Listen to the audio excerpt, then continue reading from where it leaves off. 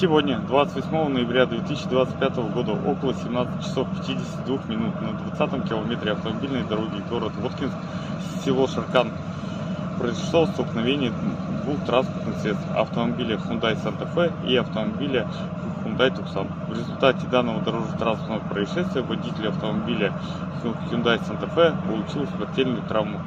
Пассажир, двухлетний ребенок автомобиля Hyundai Santa Fe, получил травмы различной степени тяжести. Стоит отметить то, что ребенок передвигался на транспортном средстве без специального детского удерживающего устройства. Также пассажиры автомобиля Hyundai 43-летний водитель и его 40-летняя пассажирка получили травмы различной степени тяжести и были госпитализированы в ВРБ города Воткинска.